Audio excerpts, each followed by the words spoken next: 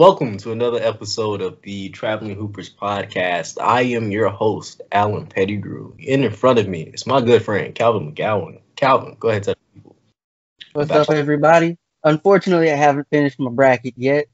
I'm working on it.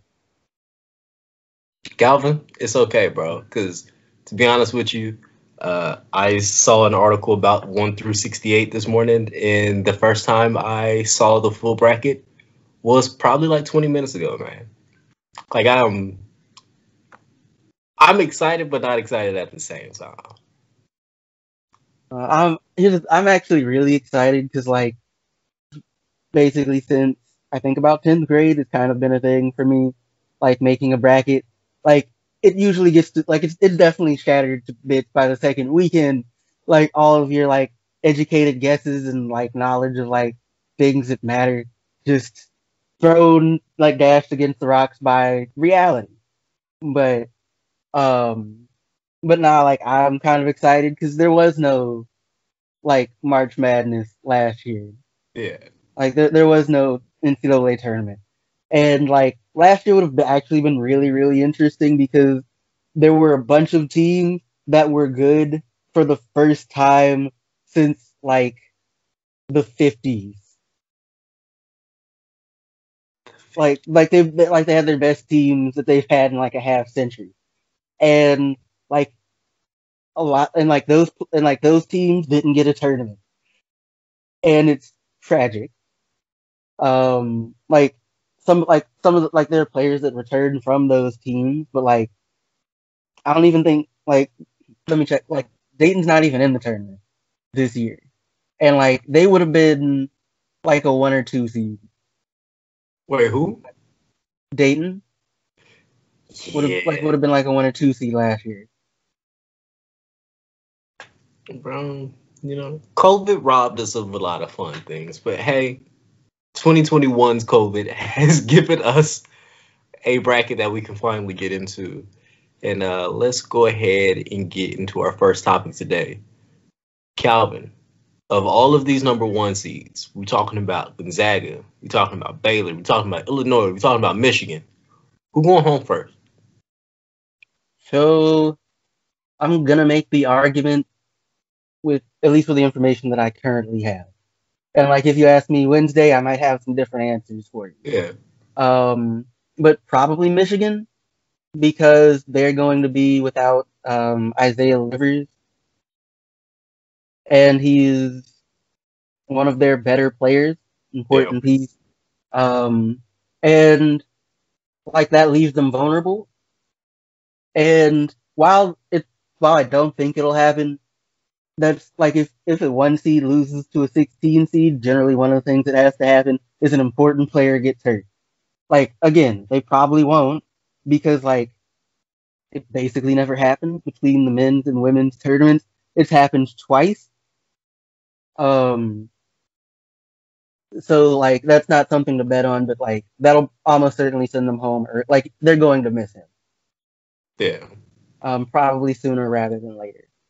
If he were not hurt, my money would probably be on Baylor, not because as being most vulnerable, not so much because they are even though they're one of they're even as 1 seed, they're probably one of the better they're probably second to Gonzaga, yeah, depending on how you feel about it that day.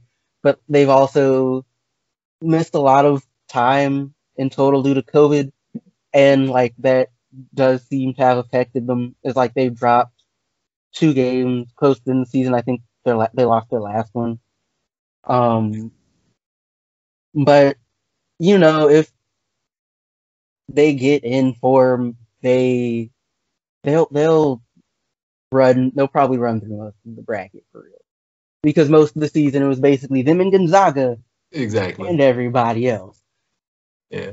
Nah, man, I fully agree with you here on that Michigan pick. I don't think anybody else outside of what you were saying with Baylor. I don't think anybody else has a harder 8-9 seed winner to go up against. Illinois is either going against Loyola Chicago or Georgia Tech, which are two capable programs, but they not Illinois. They don't got Kofi Cockburn. Like there's no Ayo Sumu. There's some pros I mean, there. Georgia Tech does have the reigning ACC Player of the Year. So, But there's two pros compared to what? The ACC Player of the Year and like a couple other dudes. like, they've apparently haven't been terrible. Like, Yeah. I feel like, I'm sorry, I'm just not a big Pastor fan, but like, they played fine. Like, they're 17-8 on the year, Yeah. 11-6 in conference. Um, Well, like, just won the ACC tournament they too. have 3 dudes averaging over like 15 or more points per game. Yeah. Hey, I agree with you that this is the toughest one, but I would almost say North Carolina and Wisconsin, whichever one of those teams might be better than Georgia Tech, or at least a harder matchup than Georgia Tech, just from like a talent standpoint and how many guys they're going to be able to throw at you. Um, and then if we're looking at the Oklahoma Missouri team, again another really good two teams, but when you look at who they're going to be going against in Gonzaga, that it's Yeah, what you gonna do? they're not, neither team is beating Gonzaga, I don't think. Yeah. And then LSU or St. Bonaventure, you got people to worry about who were dangerous on both of those teams. Like those are two really solid units that Michigan has to then play without one of their best shooter scorers, as you were saying with Livers. Apparently, dude's shooting like almost like close to 60% on like open catch and shoot shots. So that sucks for them, considering that their big man draws a lot of attention. But He also averages like 7 rebounds a game. Yeah, yeah, 7.6 rebounds a game. Like, wait, no, my bad, 6. I was looking at the wrong person. But like, they're gonna miss him. He's averaging 13.6 rebounds, 2 assists. yeah. I'm just glad I don't root for Michigan. I ain't got to win. That's one less stress for me. Yeah. All right. So since we're talking about number ones falling, I guess what we have to get into next. Who do you think is going to be one of our Cinderellas of the day? One of And for this exercise, I will consider anybody 7th seed or lower. They can be considered as your Cinderella. um Actually, I'm looking at some of these 7 seeds. I don't like the idea of Florida being yeah, like I'm Connecticut. like some of these like high major conference teams have some fairly low seeds. Yeah, Like, yeah, they may or may not have actually gotten in with a full season, but that's a separate conversation. yeah. But it's like I like the idea of Loyola Chicago because they had that run a couple years ago. Um, their center who was like a freshman when they had that run. He's Mm-hmm. a senior now and he's pretty solid. Um, but partially this is what I'm gonna have to get back on you on. But I don't think it's gonna be a 15 seed this year. Yeah, Um, just trying to glance and get a feel. It's like it's not out the realm possibility. Like if I was to pick a 15 seed, it'd probably be Grand Canyon because Iowa's not a good defensive team, mm-hmm. but they're also amazing on offense. And so like, but if there was a I would probably pick them as the most clearly vulnerable too. Yeah, Um, like Iona plays Alabama, and I'm gonna look into it more, but Iona's not getting Alabama. They lost to Morgan State earlier in the season. In fairness, Morgan State hasn't been that bad. Like it's I, but there are much better teams in this bracket. But they also coached by Rick Pitino, Hall of Fame coach. So like, who knows? He might pull something out of his ass. It happened. I don't know, man. That's a big something that you got to pull out of there, bro. I don't think he got that. That's a lot of elasticity back there, big dog. Yeah, but he only has to do it once. Well, I mean, then there's the rest. He only has to do it against Alabama once. Exactly. Everybody, it's a new matchup from there. But I don't know, man. I really think, like you were saying, it's gonna have to be one of those high major, low seed guys. I don't really see um, any of. I don't really see any of the lower seeds. Well, like the lower double digit seeds making out of like the second weekend. Like Um, I mean, like Loyola Chicago is probably best bet. Wait, hold up. Don't quote me, but didn't they end the season ranked? who, Loyola Chicago? Yeah, Chicago. Yeah, I'm not sure, but they're also considered an eighth seed. Like yeah. I'm thinking of like 12 or lower. Like Georgetown is making some noise, but they're also matched up against a really tough Colorado team this year. So like that is a team that I would definitely say, or even like Michigan State. Like Michigan State has enough like older guys who have been through this, where I feel like with Tom Izzo, maybe they can make something. And they're considered they got to do the play-in game against UCLA. They're considered like an 11 seed, but it would upset my stomach a lot to be looking at Michigan State as a Cinderella outside of their numbering. Yeah. Um, and like the thing with Georgetown was like they won their conference tournament. They beat the mess out of Creighton. Yeah, it's back. But like they went in with a losing season. Yeah, I mean Georgetown's been like playing, of course, in the tournament. They've been playing like really solid basketball, like leading into it. So, like, I'm interested to see what Georgetown does, but I don't got no faith. Like your record says a lot about you at this point. I know we probably should ride on the last 5 games, but nah. I mean, it'll be a good time to see how good of a coach Ewing is. Yeah. Um, but Also, like, hmm? mhm. I was just gonna add in Creighton lost that game, and also one of the best recruits that they were considered getting in Ty Washington. So that sucks. Yeah, Just I was want to wondering add about that actually. that. I'm just kind of like, wait, weren't you like? Why did he? Oh well, don't really matter. Hey, Ty Washington was too cold to be going to Creighton, and there's nothing. It's not against Creighton. Really, just don't think anybody else noticed how cold he was until he committed to Creighton. But yeah, Loyola Chicago ended the season ranked 17, Okay. which actually like the AP has them ranked ahead of Creighton. Whether or not that is correct is a whole other thing. They're just rankings after all, but it puts them ahead of Creighton and Villanova, who are both higher seeded than them. Yeah. Uh, I think we can agree those two teams that you named are probably going to be better than Loyola Chicago. Like as a whole unit, maybe like body of work type thing.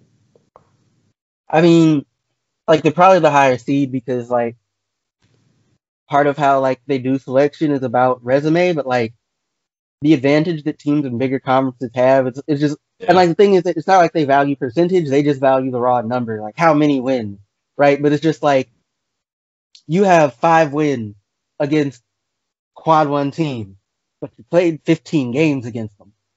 Like it's just like if you play enough games, you should eventually luck into a win. Yeah. Which and like I'm not saying the wins count for nothing, but it's just kind of like for me, I kind of value the percentage more. Like the number matters, but it's just like at a certain point, it's just like well, correction. I feel like I should.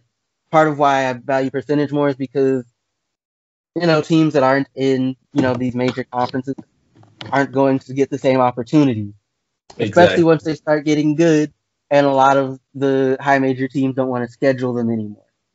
Um, but because they don't get those opportunities, I feel like I shouldn't necessarily hold it against them. They only have 2 or 3 like games, especially if like they won most of them or all of them.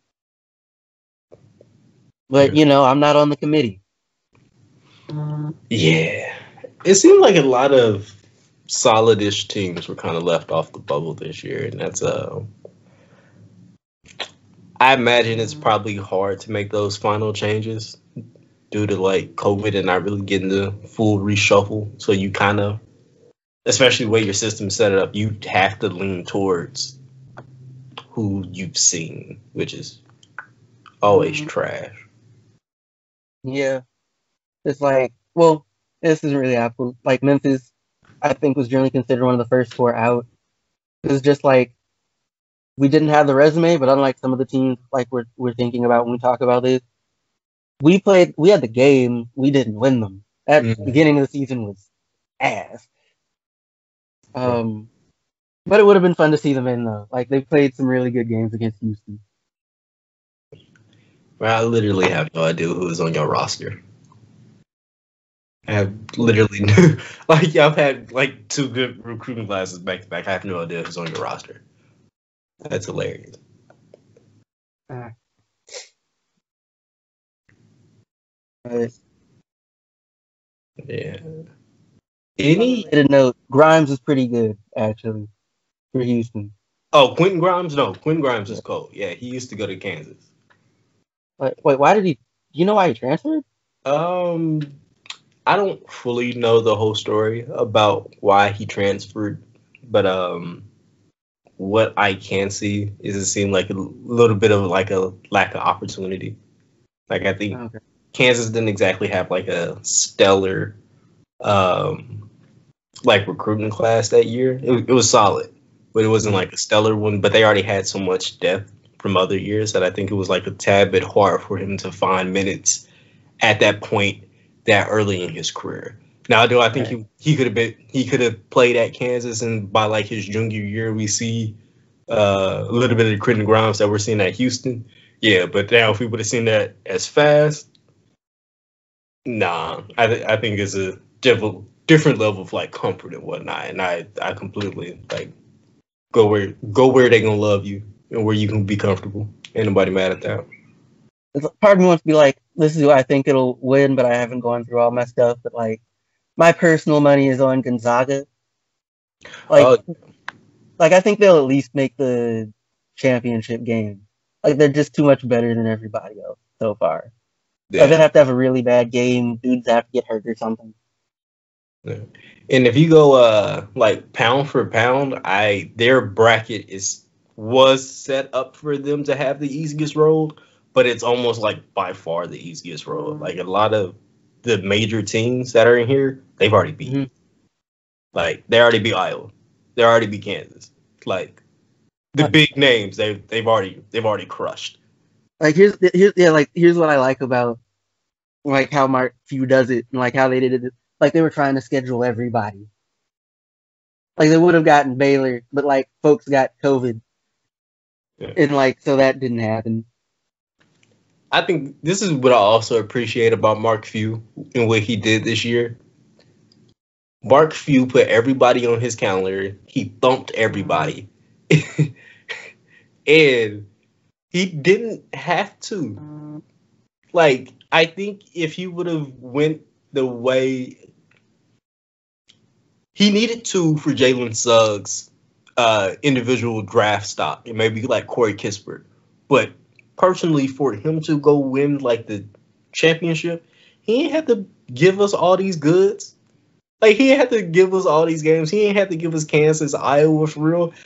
I think Gonzaga just off like sheer dominance, even if they would have played like 3 or 4 and then they would have just went around and just knocked out mid majors, I think they would have been so dominant that they still would have deserved the number 1 seed. Maybe like I think well one I feel like to be Mark Few or a dude like him, or I suppose to a lesser extent McDermott. like the dude who stays at that team like builds them up. Like you have to have a certain mindset, right? And Yeah. like with you, it's like we're good. I know we are good. We are playing everybody. Like you have to, and like the thing is, it's a thing where it's just like if nothing else, right? When they get to Selection Sunday, or like after we've like run through our conference, because we are far and away the best, even though there's another top 25 team here, like that nobody like they can't say we didn't play anybody, even though like there are apparently a handful of people somewhere in the world making that very strange argument. I think it's just recency bias because How's that even uh, recency bias? Like, did you like you didn't even got to scroll back that far to see who they played? That's like 10 games ago. I mean like yeah, but it's also like further back Yeah. in terms of like time. And I think for a minute there were people who would argue that like Baylor was better than Gonzaga, and that was part of it because like Gonzaga like was whooping people like the people that people cared about on the front end. Hmm. Baylor had to do like did most of theirs on the back end, and then they lost some games, but prior to that they'd still basically been one of the best teams, like so they're still a one seed. Yeah. Um, How many number one seeds do you think are going to get to the final weekend? I feel like this is almost a dumb question because I know for me, I could pencil in two teams right now, and that's Baylor and Gonzaga. Just looking at their bracket, um, I'm not. I don't think Gonzaga will have a scare until the Sweet 16. Um, and then Baylor's going to have their challenge early in the second round, as far as I'm concerned, and they might be able to bump their way to the Final Four from there. I feel like if they win 2 games, they're probably going to like if they get to the Sweet 16, they're probably getting to the Final Four. Yeah. At the least. In fairness, like even though like usually like I'm always rooting for the underdog, I kind of want to see that Baylor Gonzaga game that we Hmm. didn't get because like it it will be if it happens, it'll be amazing. Yeah. Just from like a strictly fan standpoint, I want that collision because there's more storylines that just pump up, and hopefully like the players are listening, so you're naturally gonna get that feeling. It's a Final Four matchup pretty much, but like just adding on that little sugar on top. You mean to tell me we was already supposed to tell everybody who's number one this season, but COVID happened, but we get to do it again. Like it's destined. It's destined. That's as far as I'm concerned. If these two match up, that's the championship game. The Yeah. one we watch afterwards, like whether win, lose or draw, we saw the best two teams play against each other. Oh, let me see something right quick. Wait, are they on the same side? They're not. Okay, thank God. Yeah. Because like I really want it to be a championship game and not like a Final Four game.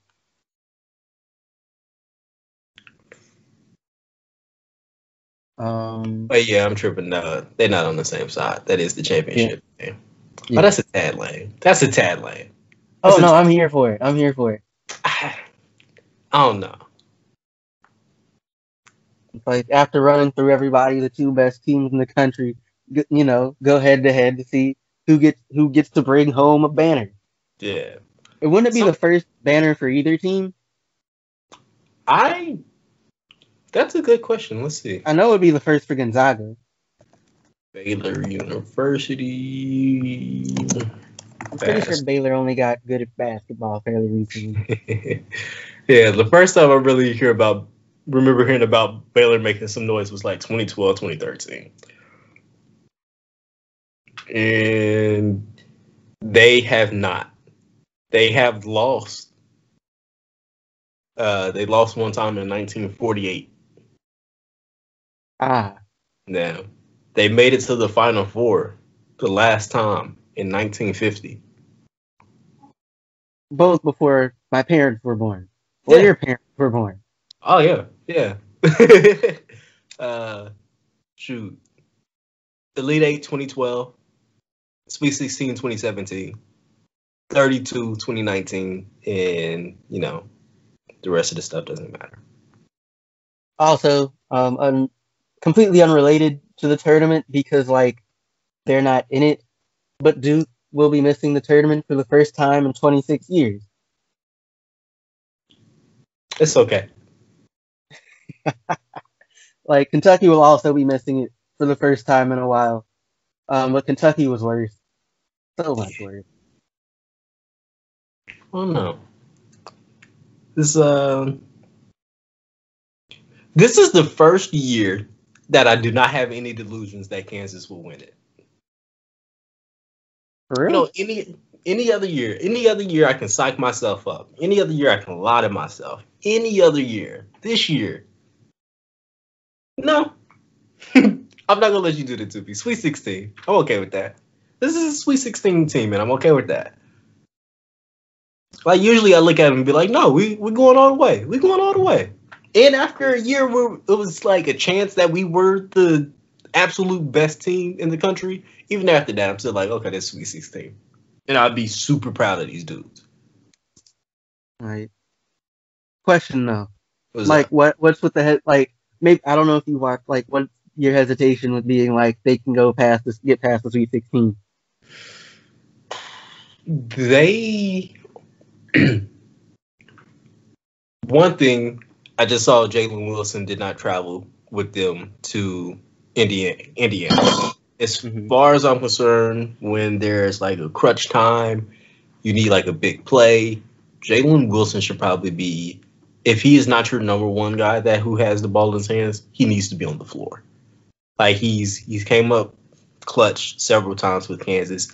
If this is a thing where um, let's say it's protocol, but let's say this is a thing where he's actually sick and or like he's injured and he doesn't play Mm-hmm.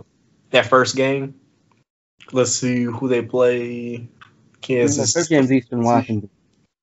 They play Eastern Washington, who I'm not afraid of. We have like four guys who are basically NBA players physically. I'm not worried about it. But when we get into harder matchups, like The winner of that 6-11 game. yeah, like I personally don't think there's a lot we can do against UCLA. I mean USC.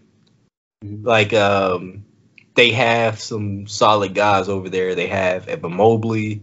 Um, if you can match us size wise, not sure what we have. We don't have like a lot. We don't have really a guy who's just an amazing shot creator like we've had in years past, where we can give the ball to Dotson, we can get a ball to Mason. We just don't have that this year, and this is one of the this looks like old Kansas basketball where there's not like a superstar. There's a bunch of dudes who really know how to just play the game and kind of look like pro guys. They're just not super special. In Sweet 16, I got faith in y'all. I think I can do it. I think I can get 2 wins.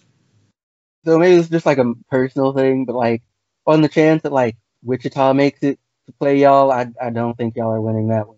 It's not like I don't have any reason on the part of like Wichita being a clearly better team. I just think they're gonna want it more.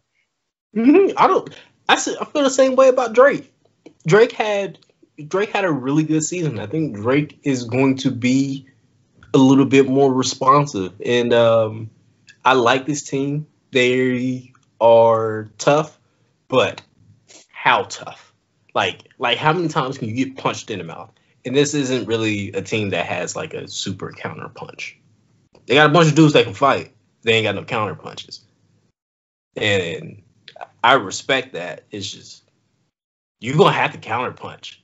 Like somebody's going to get the March Madness juice and just have a moment with you, and you need to have that moment back, and that's just not what Kansas is about to do this year. And it's nothing wrong with them. I like Bill Self. I want all these. Well, I want all these guys to come back next year. They can do it. Um, but yeah, I just Kansas ain't showed me enough this year. They've been shaky all season, and it's the big guys. Like Kansas is clearly like a tier 2 team as far as I'm concerned.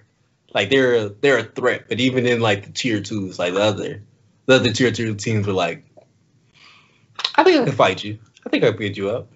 Yeah, yeah. I think we get on this mat. It's a whole nother story, and I appreciate that. Question. All right. So, do you think the winner of the Michigan State UCLA game could end up making any noise in the tournament? Yes.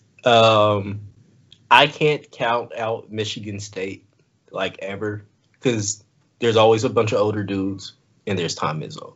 If there's two things you should always be worried about with Michigan State, it's Tom Izzo and dudes that's been on that roster for like 3-4 years. They just kind of get it. They'll get mad. They tend to figure things out. And as far as I'm concerned, Aaron Henry at this stage in his career is a dude that you should be kind of worried about. And in games like this where it's single elimination, you mean to tell me I just got to beat you once? Like, I don't have to be better than you. I just got to be better than you right now. And I think that's one of those dudes that if you just kind of you challenge him for that, he can kind of push you over the hill enough. Like what I was talking about with Kansas, he's a counter punch guy. Like he's gonna be able to hit you, take a hit, and then respond. And I think as long as you got some guys like that on your team, you have a chance. Now, with that being said, either one of those teams have to go against Texas, and I don't think either of those three teams, I don't think they got the horsepower to mess with Texas. That's a different type of league. I You got like four dudes that are like 6'8" or taller that all are freakish. Like you're not gonna be able to stop Greg Brown, Jericho Sims, and the other guy whose name I forget, who is shaping up to kind of look like a lottery pick, or at least a first round pick at this point. They're third center. I can't think of that man's name right now. Kai Jones? Yes, Kai Jones. Like it's a lot of athleticism to deal with for 40 minutes. And like most of the scoring actually comes from the backcourt. Mm-hmm. I mean, like I've liked Coleman for a while actually. Like I kind of like this Texas team. Like I like Sim. Like I like Coleman. Jones is a good is good. Like I like their coach. Shaka Smart's a good coach, and like he finally has a team that is healthy and like old. Like where it's like seniors and juniors, and like they've been good. They've been good all year. So like they could hang around a while, I think. And I think probably that whole crew is interested in sticking around a while for the tournament, so they're probably gonna play like it. And like Coleman and Jones are liable to just like bury you kind of quick if you're not careful. Yep. Yeah, that's a team that I almost feel like is built for tournaments like this. You mean to tell me not only do you have to offensively stop like 2 or 3 guards who can get you 15 and 20 points a game, but you also have to defensively battle 3 guys with like 7'6" wingspans who just can athletically put a hand by the rim anytime you shoot. Like that's a tough combination where it's just that much physicality and that much scoring. Like it's a rough day. and you got to match them at some point in a track meet because you're not going to be able to slow them down the entire time. And no, this is a Shaka Smart team. And it's gonna be and like it's been in the game or two I've caught, they've been, yeah, like it's something. It's kind of something to behold, honestly. Hey, between me and you know a game that I can't wait to watch? This What? Texas versus Abilene Christian game. Hmm. I need you to understand, for me, this is probably going to be one of those matchups that get out of hand. Like, go look at Abilene Christian's roster, and it's nothing against them. If you look up what the team is made of, they're having like a really good season. I do not think. I think this is going to be one of those games that just kind of get out of hand really fast. Like, I think there is going to be that much of a difference athletically and talent wise that it's just going to be like after by halftime we're going to see like a double digit lead, like a severe double digit lead. Like, I would love to be wrong, but I want to be right so much more. Just for entertainment purposes, I think this could be a good little thumping to start off the tournament. They their center's gonna have to work a lot. Yeah, and it's not like it's a really big team either. It's like they have some dudes with size, but like some of them are kind of young and fairly small. Mm-hmm. Like their center has decent size, and just browsing through the numbers, is their best player, but he's one dude, and like I'm willing to bet he can't run with them. Yeah. Let's just say I've covered Greg Brown, who Hmm. is playing for Texas, and I've also covered some guys who play for Abilene Christian. We're talking about different caliber athlete. And and by different I mean like severely different. So They uh are a school from in-state, but I don't think they'll get this one. But like, not a chance. it's just like my thing. Maybe this is just from like memories of brackets where like I didn't know teams were were in the same state. I think it was a back when Ohio State had Aaron Craft and what's it You talking about the big man? yeah, I can't remember his name, Uh, but I really liked him right now. I know Jared. Jared Sullivan. Jared Sullivan. I Hold on, let me check. I think so. Sullinger. Sullinger. Sullinger. Yeah. I liked him, and like he was good in the NBA for a second, and then he just wasn't, and I that never made sense to me. Yeah. But I think it had to do with like just didn't act right or something. Regardless, um, but like it was a tournament game against like Dayton, right? And like I think I picked Ohio State because like I like Ohio State, I like Kraft, I like Sullinger, but like I didn't know that like Dayton was like an in-state rival, and the thing with in-state rivals is that in most cases the NCAA tournament's the only time you're ever gonna play them. Yeah. Like especially like if you're not like Wichita State is never gonna get a chance to play Kansas for real outside of like the NCAA's. Kansas just won't schedule the game. And so like one of my things is like the the team that's generally considered to be not as good and may or may not be as good is gonna come in hungry. And like if they and like I think they have a tendency to like come in hungrier in those games. And so that's why it's like, oh, okay. Maybe I have to think about this. But it's also like I really like this Texas team.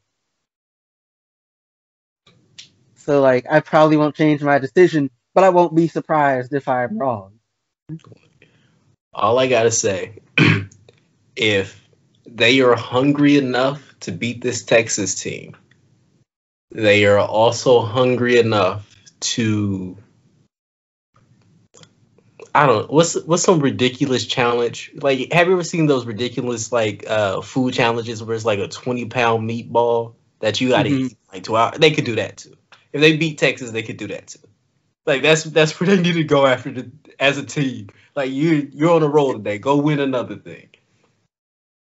Like it's really their only hope. Like they just have to. They're just gonna have to outwork them the entire time. Yeah, and And that's a like, hard job. I wouldn't sign up for it, but that is also why I am 24, and we're talking here today. and like Texas is also a good rebounding team, which is a thing that I think opens you up. Like if a bad rebounding team is vulnerable to like a good, because like if you're a good rebounding team, you're kind of just a good rebounding team. Yep. Um, and so also that's one of the things I look for with stuff is like, can a team rebound? Are they playing against? Is a team that's not good at rebounding up against a team that is? Because like again, it doesn't matter that that you're a better team than me if you don't have the ball, or if you just let me keep taking shots right under the rim. Yeah, we saw that already happen with Kansas and Baylor this year. So, and if they supposed to be on the same level, and I don't got no faith. I don't got no type of faith. um, Calvin, is there anything else you want to throw in here, my brother? Um, not. I don't think there's anything I can think of off the top of my head now. Um, you, you wanted to look at how teams compare to like what people expected them to be earlier in the season, but I don't really remember most of that other than Duke was supposed to be good, Kentucky was supposed to be good, and they're not here. Yeah, Um, Michigan State was not supposed to be an 11 seed. nah. Um, Shoot, Oklahoma but State. Oklahoma State wasn't even supposed to be here. I'm like, were they even supposed to? Cause I'm like, yeah, cause like it's a situation where like they like you got like the best player in the country, but like you're not one of those teams that typically does, and like it's not like you were collecting a ton of talent like that. Yeah, But they made it work yeah, somehow, and I still haven't gotten to watch a game because the Memphis Houston game started later than it was supposed to. yeah. So I didn't get to see them play Texas, but he was in foul trouble and like he had 3 fouls before halftime in that game. So You talking about Cade? yeah, Yeah, yeah. Uh, I don't know, bro. I'm just really interested in seeing that winner of if Oklahoma State wins, whoever is coming out of that Tennessee Oregon State, I think that's going to be a really really fun game, especially if Tennessee gets Oklahoma State. You're gonna be tired of seeing orange by the end of that game, but oh yeah, there's something I saw. There's a lot of teams wearing orange in this bracket. yeah, but that's going to be a heck of a matchup, especially if they get Tennessee, because Tennessee already has those Jaden Springer and the other guy who's supposed to be a lottery pick. If they tag On team, you said what? on No, they have like another guard who his name always slips me, but he's still listed as like a top 20 prospect for Tennessee. Uh, Keon Johnson. yes, Keon Johnson. Yeah, and Keon Johnson is a hell of a defender. So seeing him at 6'5", guarding Cade, who's supposed to be 6'8", 215, I think that might be one of the cooler underrated matchups of the second weekend if we can get that in.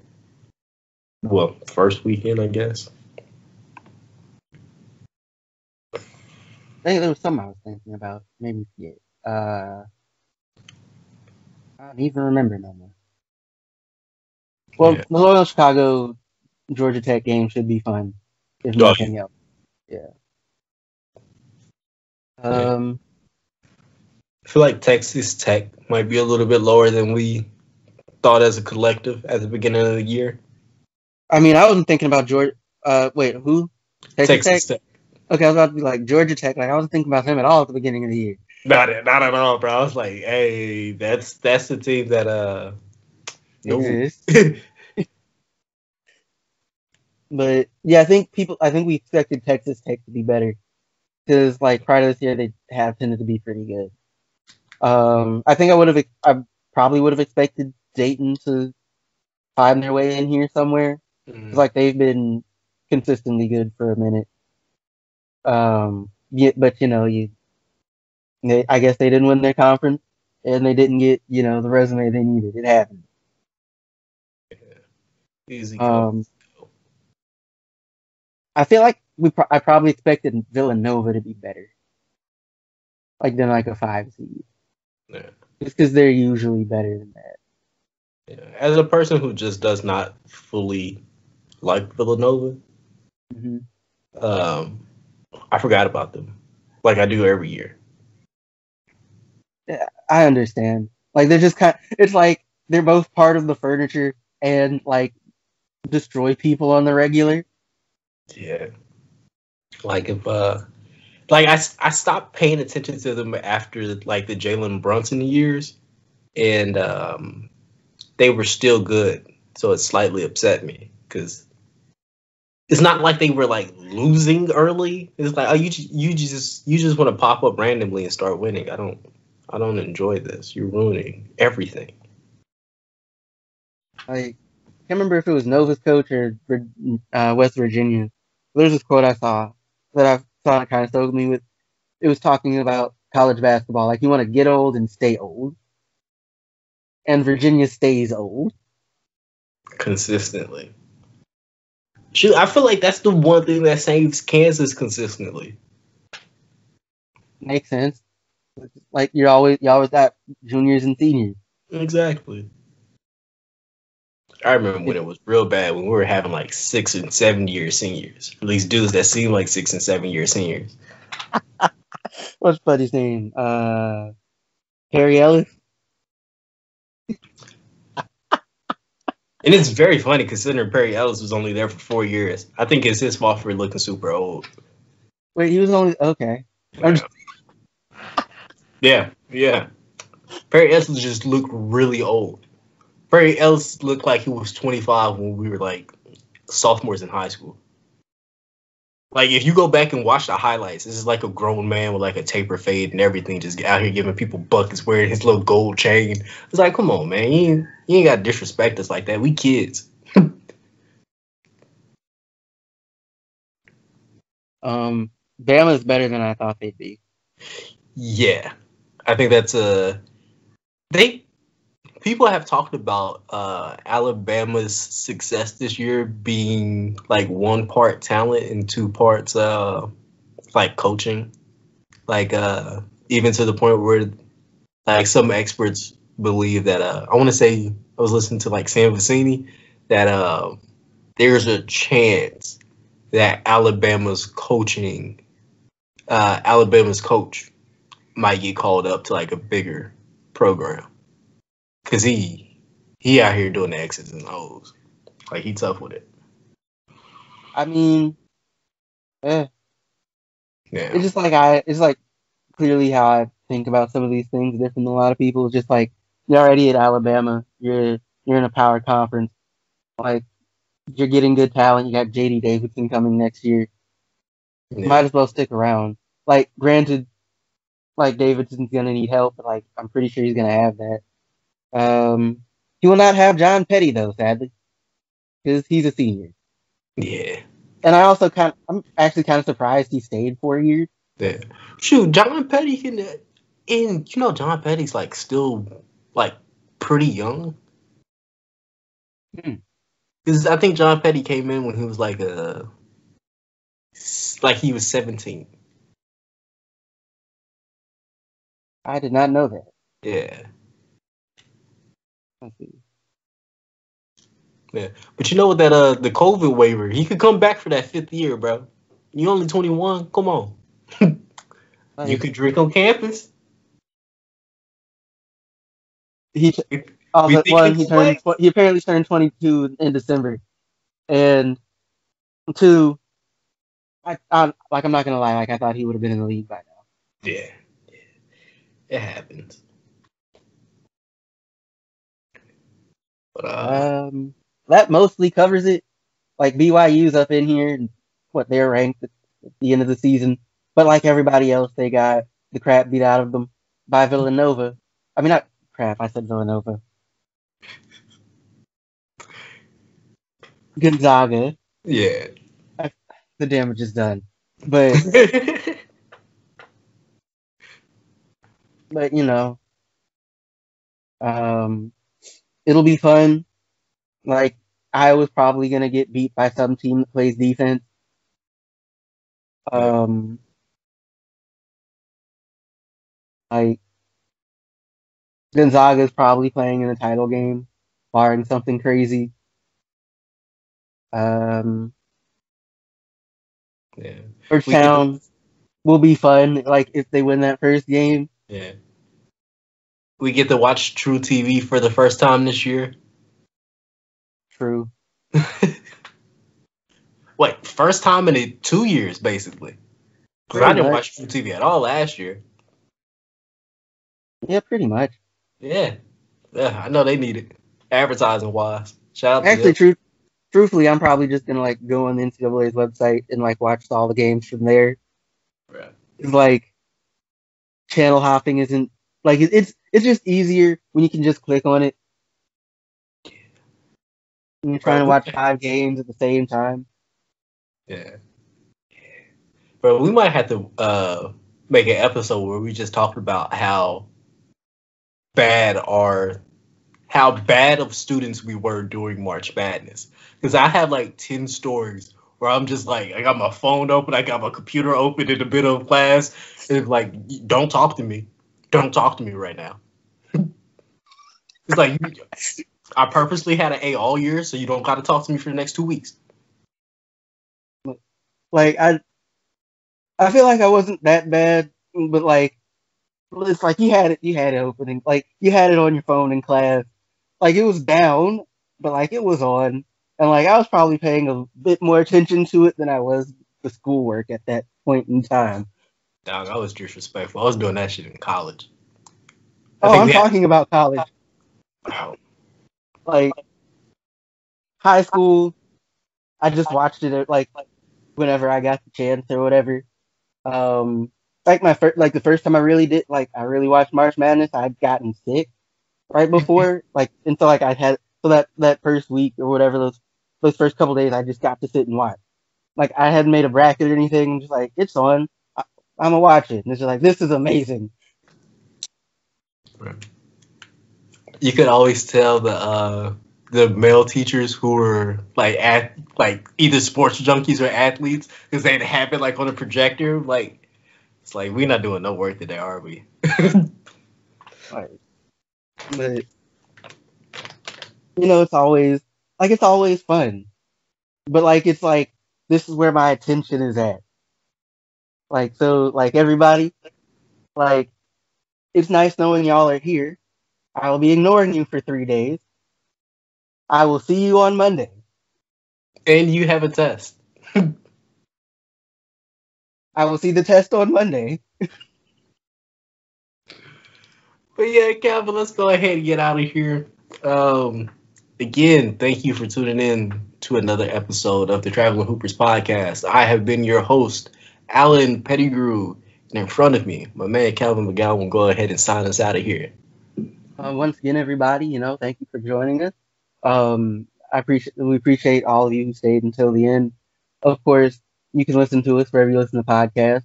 If you're joining us on YouTube, you know, like, share, subscribe, leave something in the comments. You know, matter of fact, what is your? Because I think I asked like, what's your least favorite one last time? What's your favorite March Madness like memory? Um, Yeah. like And if it is not Kansas hitting that buzzer beater in 2008, do not leave the comment. Think about it in your head and keep it moving. Shots unprovoked. I was minding my business. But but yeah, y'all, and make your brackets, enjoy their perfection for like the entire 3 days or so that they last. Because we will be back here with destroyed brackets almost certainly on Monday. And my Oh, bracket is still intact. It will be a minor miracle. hey, ain't no minor miracles, baby. It's $1 million miracles. If I still look good on Monday, I want my money.